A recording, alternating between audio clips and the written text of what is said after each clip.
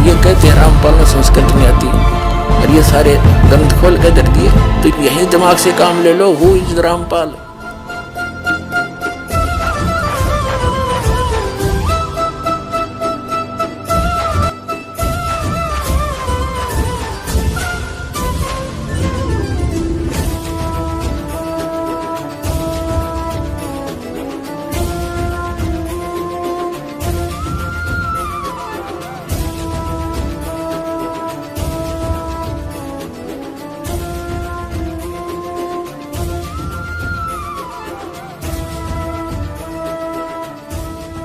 गुरुदेव की जय। बंदी छोड़ कबीर साहिब की जय। बंदी छोड़ गरीबदास जी महाराज जी की जय हो।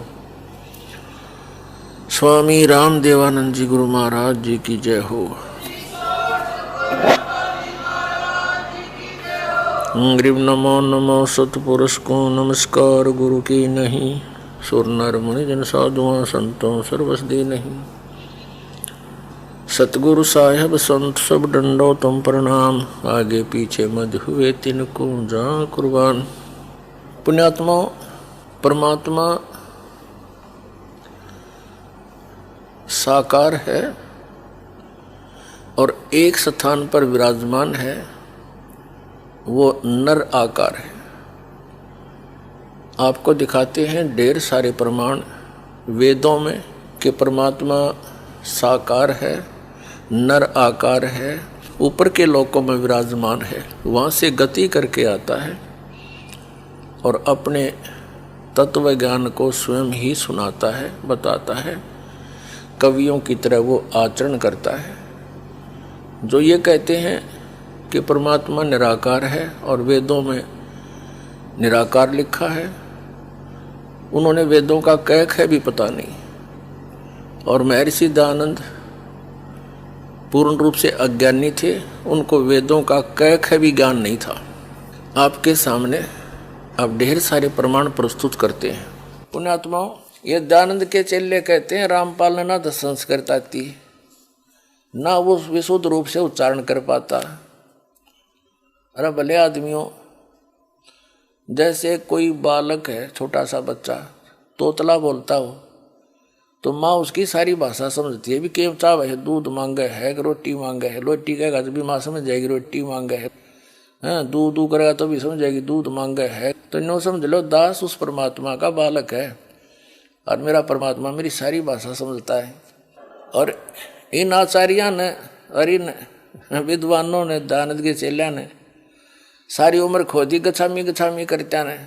और ये दयानंद के चेले नो कहे रामपाल ने वैदिक रीति से वेद नहीं पढ़े। ये दयानंद तुमने पढ़ रखे वेद काट दी टाट, ज्ञान भर दिया, कख भी नहीं पता इन लोगों को। और सबसे बड़ी खुशी तो ये मनानी चाहिए, इनको कुछ अकल आनी चाहिए जो विरोध कर रहे हैं दास का, कि ये कहते हैं रामपाल ने संस्कृत नहीं आती और ये सारे ग्रंथ खोल के दर दिए, तो यही दिमाग से काम ले लो। Who is Rampal? ये दास उस परमात्मा का, ये रामपाल दास उस परम पिता का, उस परमेश्वर कबीर देव का दास है। उसकी दी हुई बुद्धि से सब सद ग्रंथों को समझा है। कहते 9 मन सूत उड़ जिया, ये ऋषि रहे झकमार। और सतगुरु यानी तत्वदर्शी संत ईसा सुलझा दे, उड़ जाए दूजी बार।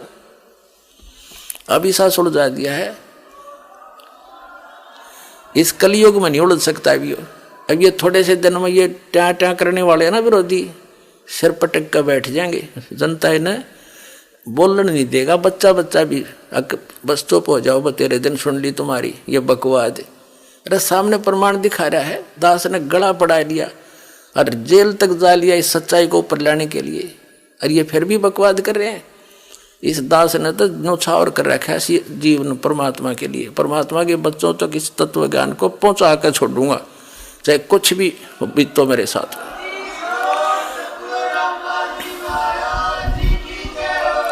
गदर मचा रखे नकली संतों, आचार्यों, शंकराचार्यों ने, दुनिया डबो दी। इतने अनमोल जीवन को नाश करें, इनको पता नहीं कि इतना कीमती जीवन है इनका। और इस सत साधना से इनको यहाँ भी सुख है और वहाँ जाएंगे जहाँ सदा सुखी। जा जाने के बाद फिर साधक कभी लौट कर नहीं आता।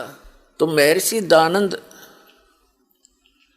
और अन्य जितने भी ये महापुरुष हुए हैं जो अध्यात्म मार्ग में आगे बढ़ने की जिन्होंने चेष्टा की है, वे सभी पुण्यकर्मी प्राणी होते हैं, परमात्मा के लिए तरफ रहे होते हैं। और उसी तरफ में ये महापुरुष इधर उधर जाते हैं, उनको मालूम होता है, धीरे धीरे ज्ञान होता है एक दूसरे से सुनकर कि परमात्मा की जानकारी तत्वदर्शी संत बताया करते हैं। तो संतों की खोज में सभी महापुरुष निकल पड़ते हैं। पुण्यात्माएं जितनी भी हैं वो भगवान की भक्ति बिना नहीं रह सकते, उसके लिए वो संतों के पास जाते हैं। उनका सौभाग्य और दुर्भाग्य साथ होता है, उनको जैसे संत मिलते हैं वो उनको परम संत मानकर आश्रित हो जाते हैं, उनके द्वारा प्राप्त ज्ञान पर वो दृढ़ होकर लग जाते हैं।